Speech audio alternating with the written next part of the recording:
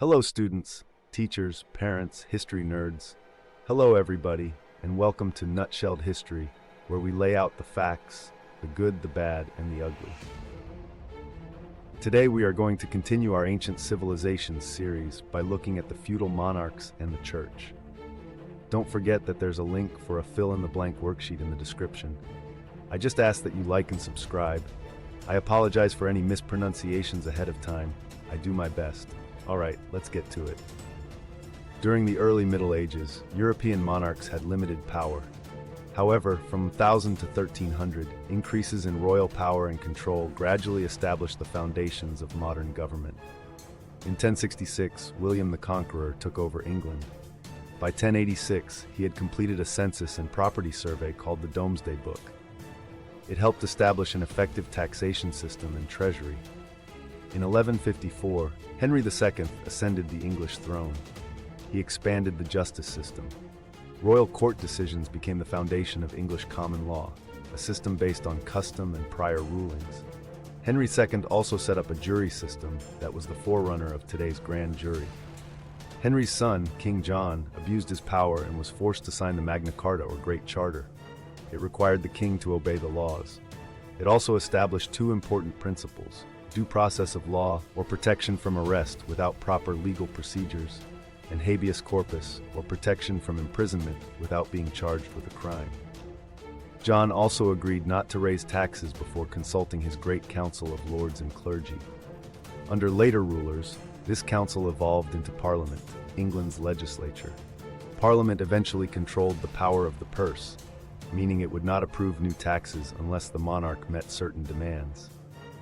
Unlike the English, early French monarchs did not rule a united kingdom. Then in 987, Hugh Capet became king and began expanding royal power. The Capetians stabilized the kingdom over the next 300 years. In 1179, Philip II took the throne.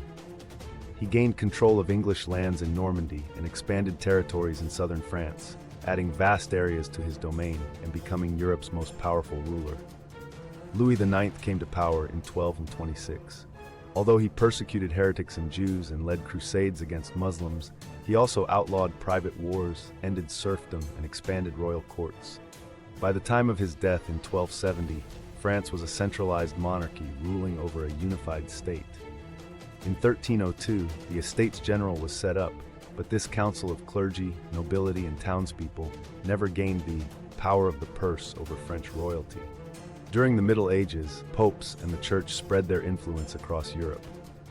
European rulers, too, grew more powerful. However, this increase in power often resulted in conflict. Rulers of the Holy Roman Empire, which extended from Germany to Italy, often confronted the Pope over the appointment of church officials. Pope Gregory VII wanted the church free from lay, non-church control. To do this, he banned lay investiture, in which the emperor rather than the pope named and installed bishops.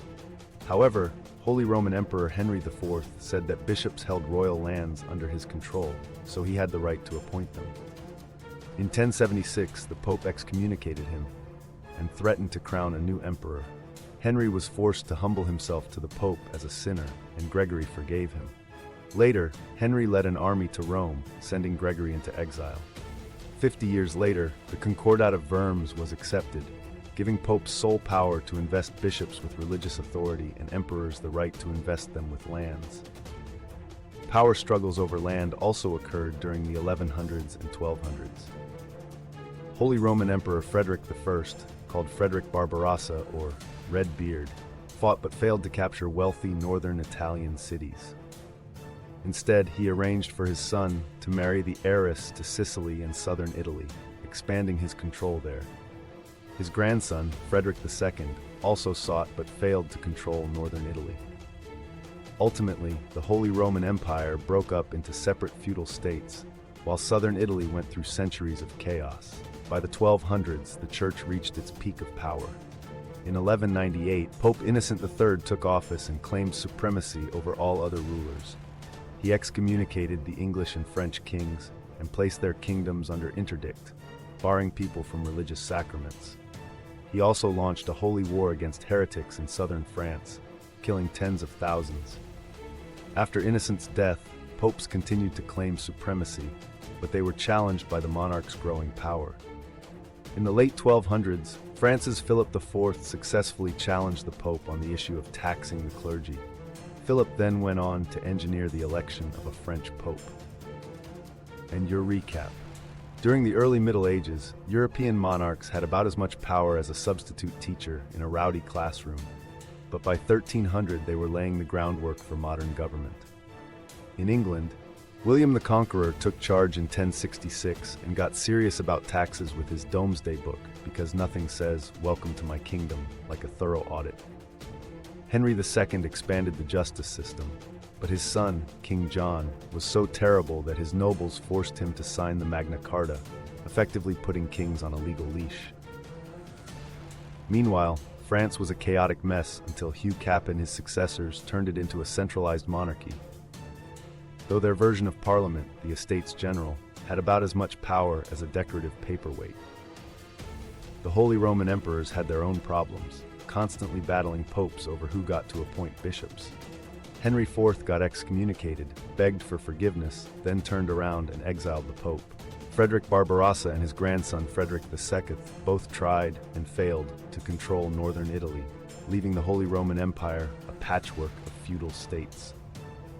Meanwhile, the Church reached its peak under Pope Innocent III, who excommunicated kings like it was a hobby and launched brutal holy wars. But by the late 1200s, even the papacy couldn't compete with rising royal power, especially when France's Philip IV went full political mastermind and installed his own pope. There you have it, folks. That is the feudal monarchs and the church nutshelled. Thanks for stopping by Nutshelled History. Smash buttons. Smash buttons. Smash buttons. See y'all next time on Nutshelled History.